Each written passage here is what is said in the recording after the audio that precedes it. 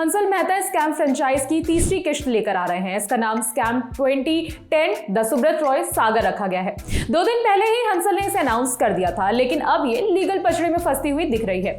दरअसल सुब्रत रॉय की लाइफ की कहानी के राइट्स प्रोड्यूसर संदीप सिंह के पास है।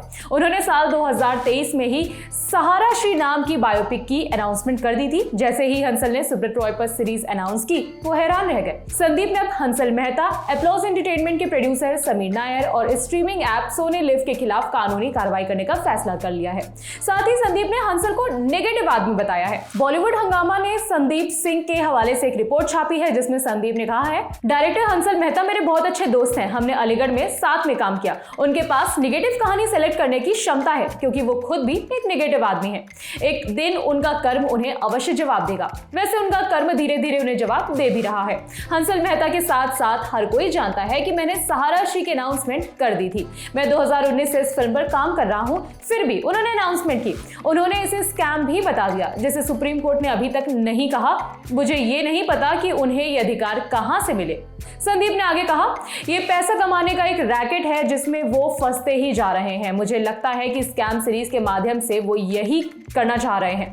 भगवान उन्हें आशीर्वाद दें, लेकिन ना मैं और ना ही सहारा इंडिया परिवार इसे चुपचाप स्वीकार करेगा। हम कोर्ट जा रहे हैं। हम डायरेक्टर, प्रोडक्शन हाउस और चैनल के खिलाफ जाएंगे। हम इस शो को बंद करने की कोशिश करेंगे, क्योंकि सुब्रत रॉय के ऑफिशियल राइट्स मेरे बैनर लेजेंड स्टूडियोज के पास हैं।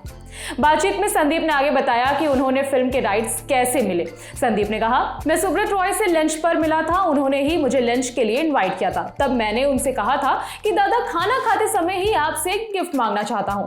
मैंने सुना है कि आपके यहां से कोई खाली हाथ नहीं जाता। तब उन्होंने मुझसे पूछा कि मैं क्या चाहता हूं। मैंने सुब्रत जी से कहा कि मैं आपकी लाइफ के राइट्स लेना चाहता हूं, ताकि मैं आप पर एक फिल्म या फिर शो बना सकूं।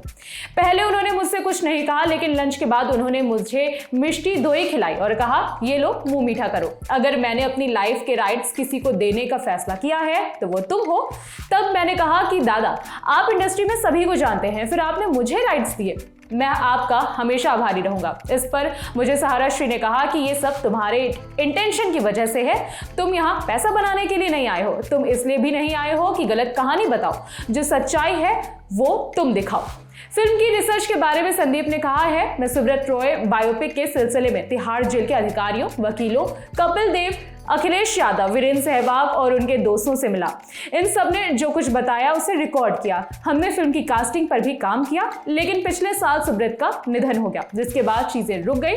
जब मैंने हंसल के अनाउंसमेंट का वीडियो देखा, मैं हैरान रह गया। सहारा श्री के प्रोड्यूसर संदीप ने खुलासा करते हुए यह भी कहा, कुछ महीने पहले समीर नायर ने मुझे और मेरे डायरेक्टर सुदीप्तो सेन को ऑफिस बुलाया था। उन्होंने हमारे साथ स्कैम सीरीज के तीसरे सीजन को बनाने के लिए प्रपोज भी दिया, क्योंकि हमारे पास सुब्रत रॉय की लाइफ राइट्स हैं, लेकिन उनका प्रपोजल हमने ठुकरा दिया। हमने उन्हें यह भी बताया कि सुब्रत की कहानी कोई घोटाले की कहानी नहीं है। सुब्रत रॉय के जीवन को स्कैम सीरीज में दिखाने से संदीप दुखी हैं। उन्होंने कहा, हंसल मेहता है और एप्लॉज एंटरटेनमेंट सोचते हैं कि वो सुप्रीम कोर्ट से भी बड़े हैं। उन्होंने निष्कर्ष निकाला है कि ये एक घोटाला है।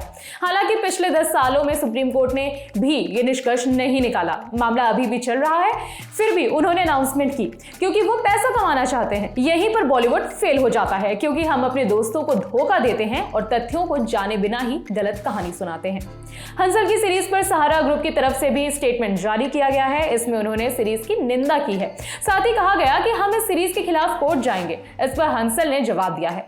उन्होंने कहा कि मैं अभी लंदन में शूट कर रहा हूं, मुझे इसकी जानकारी नहीं है। जिसने भी नोटिस जारी किया है उन्हें हम उचित जवाब देंगे। इसके बाद साल 2023 में उन्होंने स्कैम 2003 द तेलगी स्टोरी बनाई। उनकी दोनों ही सीरीजों को खूब सराहा गया था।